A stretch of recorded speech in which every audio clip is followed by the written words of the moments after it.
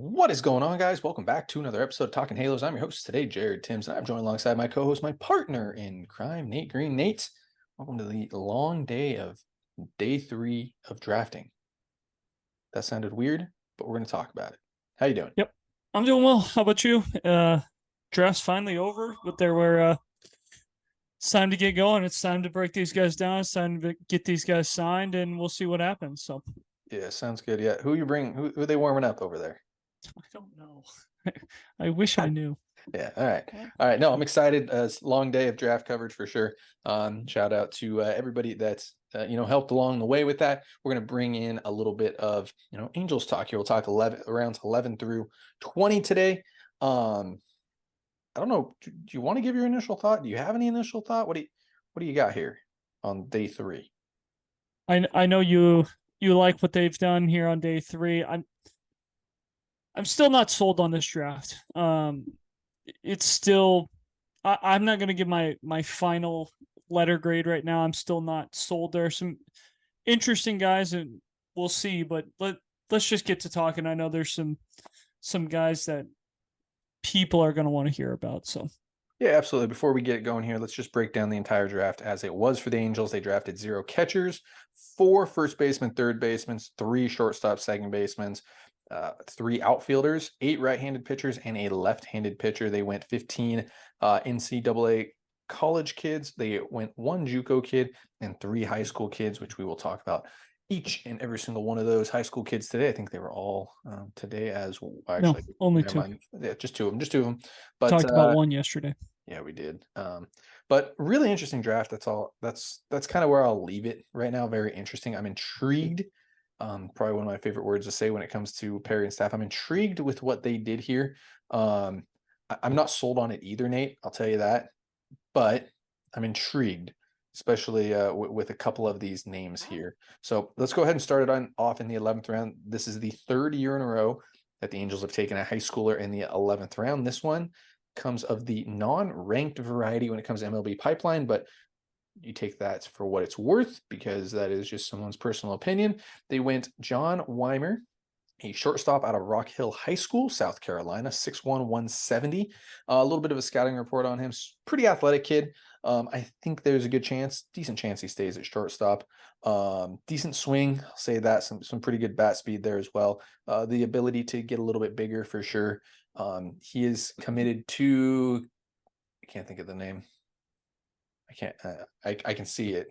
Citadel? Is that a Yes, Citadel? Yeah, that's where he's committed to. If that is actually a college, but it is the Citadel. the Citadel, that's where he's committed to.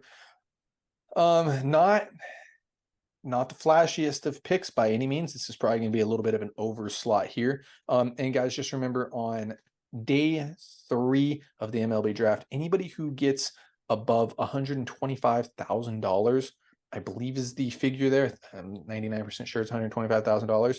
Anybody who gets above that $125,000, that goes towards the slot value if it's above 125. So whatever the dollar figure is above that 125, if that makes sense for everybody. So if somebody gets paid 150, 25,000 goes towards the slot picks on that first through 10 picks for the Angels. So this is a kid that's probably going to get a little bit of an overslot here. I'm not exactly sure how much. I would assume in between, the probably pretty close to 500,000 would be the spot that I think he probably gets there.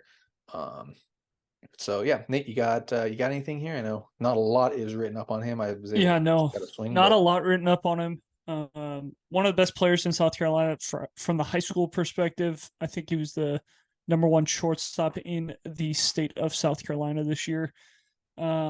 Shouldn't be too tough of a sign, but we'll see. not going to Citadel. I don't think if he's going to a bigger school. Yeah, I would assume so. that was kind of my thought too. That's why I thought that this would be a pretty easy sign. I don't know where he's going to be number wise. I know you said 500K. We'll see. It's going to be. I think he signs relatively quick though. Yeah, I do think so as well. So again, not a lot there on the Angels 11th round pick, John Weimer, but again, high upside on a pick like that when you're taking somebody out of high school. And again, and from a state, South Carolina, they produce a lot of good players. You get the South Carolina, North Carolina, Georgia area over there. You get a lot of pretty good talent in that range, and to see somebody as one of the top position players out of the state, it definitely worth taking a chance there. And surprised that he wasn't on a Pipeline's board. But regardless, it might end up being a pretty decent pick for the Angels there. So let's move on to the 12th round pick. The Angels took Sam Brown out of Washington State, Pacific Northwest, first baseman, lefty, a junior, 6'2", 218. I got a little bit on him here for you.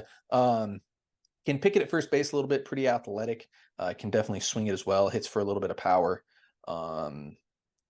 Had a good year at Washington as well. That's something that I think we're going to see a decent chunk of, is those performing, the number-based guys, the performers in college. And this was one of those guys who did it there. So, Nate, you got anything here on Sam Brown? Not as much power as you would like to see. Another big kid.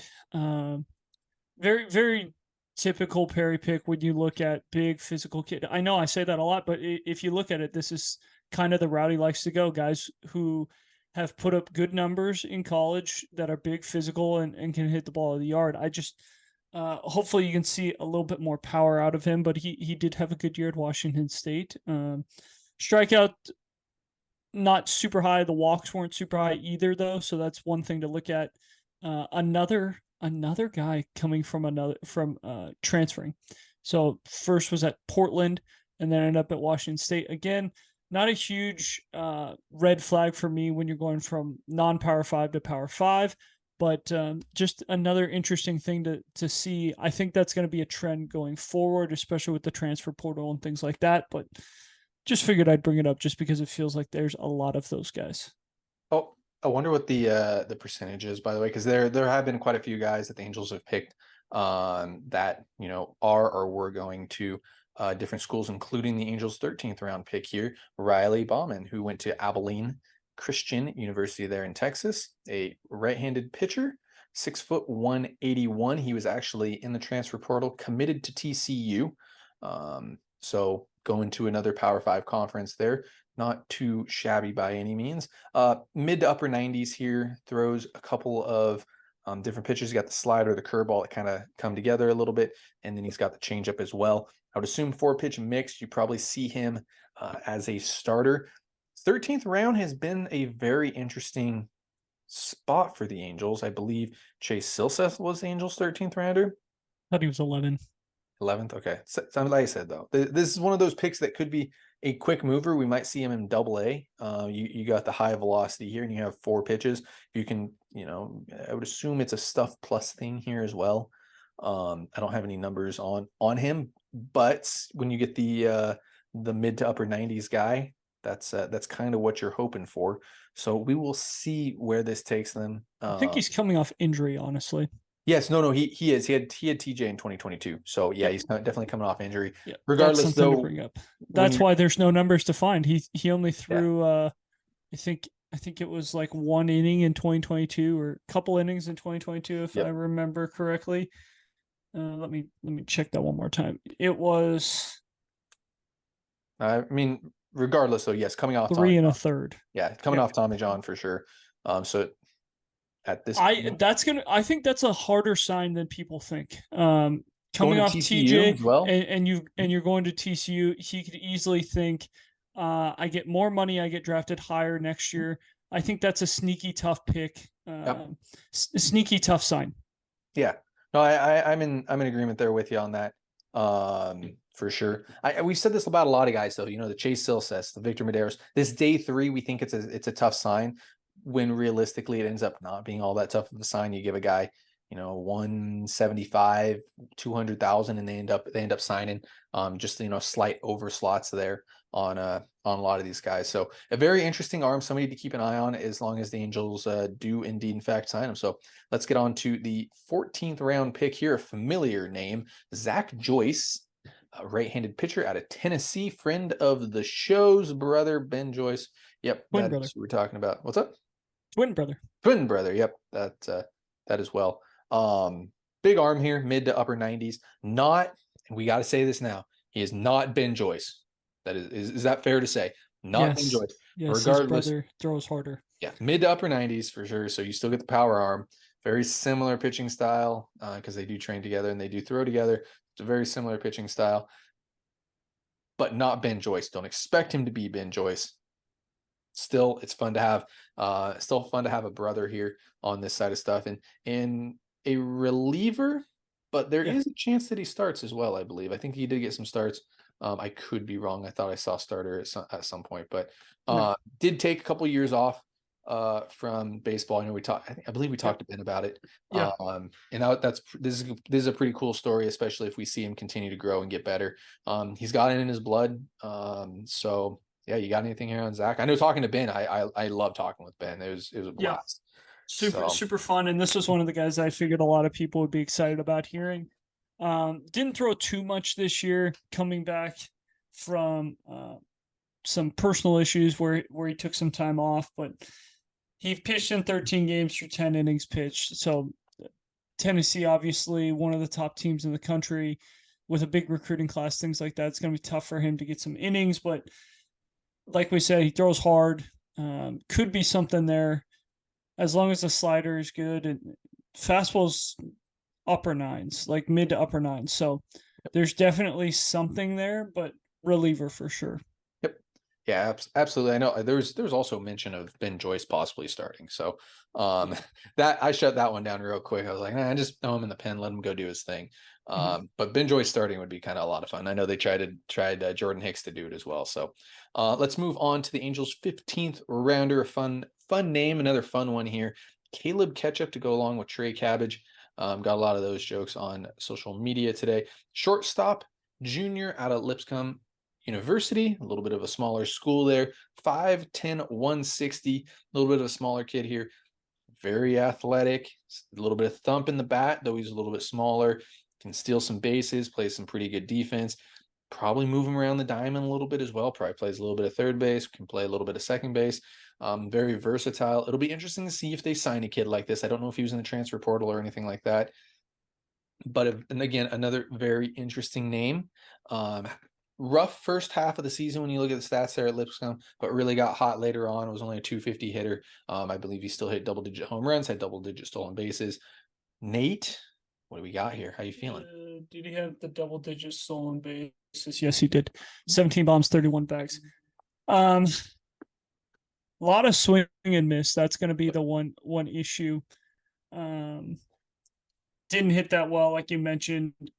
Only 2 years at Lipscomb, so transfer portal wouldn't shock me with him, because he does have 2 more years of eligibility.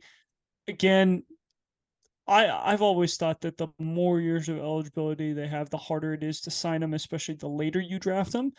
But because he's at Lipscomb, which is a smaller Division I, which one of the Division I's that we would have played at SEMO. This is, we'll see. I think they probably sign him.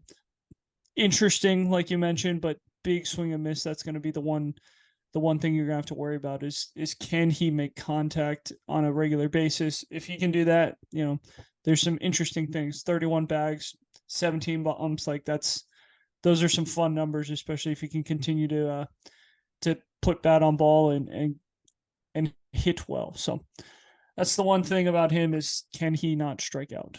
Yeah, and anytime you can get an upside athlete, I'm all for it, especially late in the draft like this. As long as they can sign him, I would assume the Angels do have a pretty decent chance at signing him. They have a lot of money, most likely. Yeah.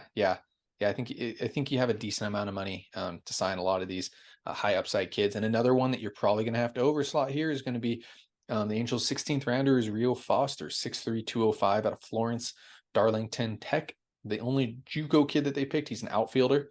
I'm excited. I'm very excited for this. This is a high upside athlete. Nate, a lot of our listeners, probably all our listeners, aren't gonna understand this comp. He reminds me of Jacob Scavuzzo a little bit.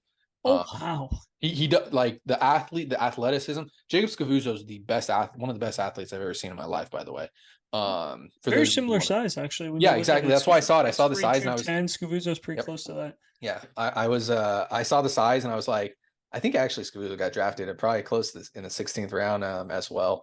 to the Dodgers too. So I mean, you can look that up. But he was never I'll look that up for you. I think it was a little bit later. I think it was like 26th. But regardless, I think it's very similar to Jacob Scavuzzo, outfielder, extremely athletic, can play all three outfield positions, has a really good arm, hits for some power, very, very nice swing. Again, love the size, love the athleticism, love the speed. As long as the Angels can sign him, the Angels did this last year. They went the JUCO route with a couple guys. They missed out on Saban Caballos, who was one of the top guys, a top 3 round pick this year. Yep. So Big player at Oregon. yeah, very good player. Actually, one of the top players in the Pac-12 as well. So yeah, if the Angels can sign this guy away from going to a Division I school, because he will be at some point, I think that they have quite a talented player here. I don't know if you got it. Scavuzzo went 21st, by the way. I just checked it. At high school too. Yes. The only issue with him, he's old. Like this is an old JUCO guy. He's 20 years old. Just turned 20 a couple days ago, so happy birthday to him. But yeah, that's the one thing that's going to be last month, but yeah, I thought it was 7-7, but we'll get to the 7-7 guy here in a second, man. Oh, I'm early on this, but yeah, I'm thinking of the other guy. Sorry.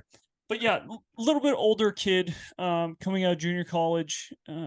So that's the one thing that's going to be the tough thing for him. But yeah, another interesting piece. Yeah, big size, physical, can hit for Isn't power. that like the typical, big size, physical power home run? But it's worked though. The Angels, I mean, you can't say they produced it at the major league level yet, but you look at guys like, quick mover Tucker Flint. He's, been struggling a little bit in Tri-City. Joe Stewart, friend of the show, extremely athletic, big kid. Mike Peabody, who they signed. I always like Mike Peabody, UCI kid there. The Angels have done this a lot. They sign those big Gabe Matthews type, Matt Kootenai type of guy, Dylan Phillips. I know Phillips is pitching a lot more than he's hitting right now, but the big athletic power type of guys, and it's nice to see. It's refreshing to see. A lot of times I notice this a lot. The Angels went the smaller route, with a lot of these picks in the past, which wasn't a bad thing, but it's always good to see, big physical guys, those guys that have pro bodies in a sense. So yeah, I'm excited. This is one of the more exciting picks that the Angels have had, especially in the 16th round, as long as they can sign him. So let's go ahead and move on to, I'm going to say this might be okay with Rio Foster, Logan Britt here in the 17th round out of Abilene Christian as well. Right-handed. They call him a right-handed pitcher. Has only pitched 1 inning in his career, in his college career, by the way. Can you call it an inning? A third of an inning? That's crazy. That he. I don't think he. I don't think he got an out. Yeah. Regardless, back to what I was saying though, between Rio Foster, Angels 16th rounder, the 17th rounder, and Rowdy Rodriguez, who we'll talk about here in the 19th round, very, very interesting picks and very intriguing if these are all correct as well. But yeah, Logan Britt, right-handed pitcher, 6'5", big kid. Angels must have seen something. I don't know what. Was not a performer. Went to Texas A&M, transferred back to a smaller school in Abilene Christian. Had a pretty decent year hitting wise there. Hit for some power, stole some bases. Drafted him as a pitcher, which is very interesting. So he must have an absolute cannon of an arm. However, this is not. You know what this kind of reminds me of? The Chapman University turned a third baseman into a pitcher a couple years ago. Went in the top 3 rounds. Yep, and then traded for Connor Joe last year, if I remember correctly. Correct. Yep. So one of these, you get where I'm going there. This isn't an uncommon story where something like this happens, but also it's not common by any means either. So, except for the one thing about the Chapman kid pitched all year. All year, like, he did. He like pitched. He earned a top 3 round and dominated. At Chapman his last year. Yeah, he was. It's not good. Like he pitched one inning and everyone was like, "Oh, we're taking this guy in the 3rd round." That dude was pretty much lights out Division III, and yeah. So with that being said, no report on this guy. I'm going to be honest there with you. I don't know if anybody's going to have a report on him. I'll reach out and try to figure this out, but there isn't going to be really any reports on him pitching wise, other than he can hit. So that makes him a bit of an athlete, I'd say. We see the stolen bases. You can make some assumptions when you see a kid stealing some bases, playing the outfield, and hitting some home runs as a college player, and then all of a sudden he becomes a pitcher. So He let's move. could throw really, really hard. Which Perfect Game has him at 90 in 2017. So he's probably a junior what's the throwing size? Did 90. they give him size there? Uh, I have him listed at 6'5", 208. Okay, so he's 6'5", 222. Probably added on a little bit of weight. He could be 95 plus. We don't know for sure. No. I'm just telling you what I see. Perfect Game 10, which is, important. Yeah. Really, really important because all we care about are tens. But yep. So let's go ahead and move on to these last three picks here. 18th round, the Angels take Dalton Kendrick out of the University of Memphis, left-handed pitcher. The only left-handed pitcher that they took. Another big kid here, size-wise, 6'5", 250-pound lefty. I don't have any report on him, so I'm not going to say he throws hard, but at 6'5", 250, you'd assume he has a little bit of velo. Was University of Memphis's closer last year. Nate, you got anything you want to say on this one? so you admit closers are good. I said closers usually got to throw hard. Throw hard or throw strikes, one or the other. Which, yeah, it looked like he did throw strikes this year. Another big kid, another thing you're just gonna look at the theme of what Perry drafts, and it's all big physical kids. So, pretty good pitcher for Memphis. Had a good year. We'll see. Lefty, huge kid. So we'll see if the velo's there. Yep. Let's move on to the Angels' 19th rounder here. The Angels took Rowdy Rodriguez out of Georgia Premier Academy. Outfielder, 6', 190.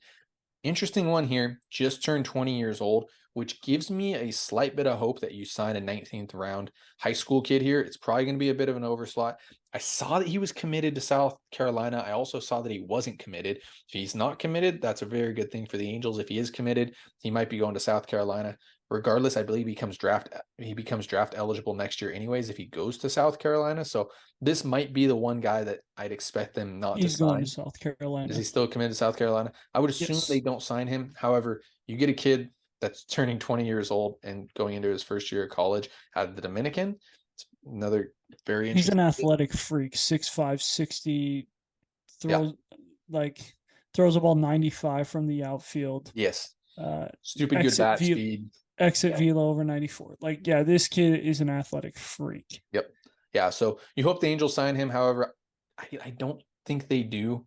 I have a feeling that they tried to get this kid in the 11th, and probably the dollar figure wasn't there. He's asking for a little bit more, so they went back and ended up getting Weimer. Regardless, this is kind of that charity pick type of thing.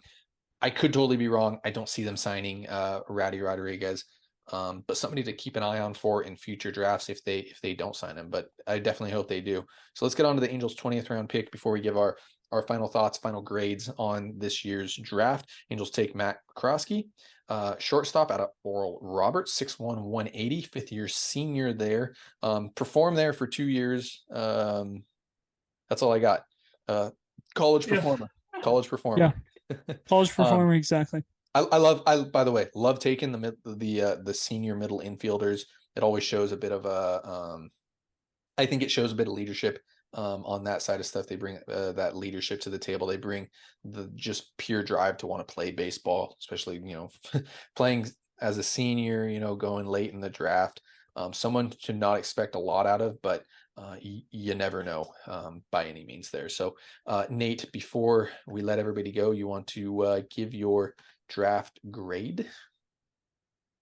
Yeah, I'm sticking at a C, honestly. I think there's some interesting names, obviously, but there's just not a lot of wow in this draft for me. I think it's a lot of corner guys with some pop and things like that. A lot of swing and miss as you move on down the board. A lot of pitchers that possibly throw hard, and some guys that didn't pitch too much this year. So yeah, I got to stay with my C grade. I don't think they really did anything to wow me today. Yeah, I thought they had a better day 3 last year. it comes down to, and the guys that are wow guys, in my opinion, the guys that could be impact bats at the major league level. What is John Weimer, the 11th rounder, assuming you Mm. sign him? The 13th rounder, Riley Bowman or Bauman. It'll be interesting to see what he brings to the table. The 16th rounder, Rio Foster, is another interesting name, and then the 17th rounder, Logan Britt, is a very interesting name as well. So I'm gonna actually, I was a B minus yesterday. If they sign, and the big name for me for them signing is if they sign Rio Foster, I give them a B, because I think Rio Foster has a chance to be, I don't know, not a legit major leaguer, but he has a chance to be a major leaguer, and to find a major leaguer in the 16th round, pretty pretty solid, especially position player wise. I also say my B goes up if we see Riley Bauman, the Angels 13th rounder, be decent and they sign him. So at the moment, I'm going to keep a B minus. I like what they did on day one. However, it could move its way up to a B, depending on if they sign a couple of these guys, especially Rowdy Rodriguez. If they find a way to sign Rowdy Rodriguez too, this is a pretty good haul of athletes for them. I can't say that it's a wow draft, but it's a decent haul of athletes with some pretty decent upside. Yeah, it's hard too, especially when you look around the league and you look at what like Cincinnati did, you look at what Arizona did, and obviously what Pittsburgh and Washington did, and you're just like, ooh, it's not as wow as what they've done, and that's when you're drafting near the top of the first round, top half of the first round, you want to see a little bit more wow. That's for me at least, and so that's why I have it at a C. There's some interesting names, but I think there's a lot of projects in this. And again, I talked about this yesterday. You're in a spot where you've got to be able to compete. You can't be taking a lot of projects. You got to be taking guys that are more refined and quick to the bigs and quick movers. And I just think there's a lot of projects in this thing. Yeah, and the Angels haven't developed all that well, minus the pitching side of stuff. They've done a good job of scouting pitching, and I know you question that, but I do question it because how every guy that pitches in at a big college right now could make it to the major leagues as a reliever and just be able to pitch a couple innings here and there. Like Victor Medeiros was in college baseball a year ago, and he's on a major league roster. Did the Angels have to do anything to him? No. That dude was ready to go. Ben Joyce, same thing. Like you didn't have to do anything to Ben Joyce. All you had to do was say, "Hey, guess what? Here's a major league uniform. Go pitch." So like I'm not a huge fan of saying that they've really developed guys. And then you look at some of the other guys, and it's like, okay, this guy was a starter in college. Now he's a reliever. You didn't really develop him. All you did was you got him to the bigs, and I don't know. So I'm not a huge fan of the development that's happened with the Angels because I think that it could and should be better. yeah, I'm in agreement with you. So we'll see how this works. We'll see how it goes. So as always, guys, thank you so much for listening to this podcast. Let us know what your draft grades are for the Angels. Let us know if there's anybody that sticks out to you. Stick around for some undrafted free agents. The Angels are already starting to pull some of those guys, and I already see 3 of them on the board. So we'll see kind of how that side of stuff plays out as well. They've done a decent job of that undrafted signee side of stuff. So guys, as always, thank you so much for listening. Go ahead and follow us on all our social medias, Twitter, Instagram, and Facebook. You can follow myself on Twitter, Jared_Tims, Nate at NateGreen34. Guys, thank you so much for listening. Have a great rest of your day.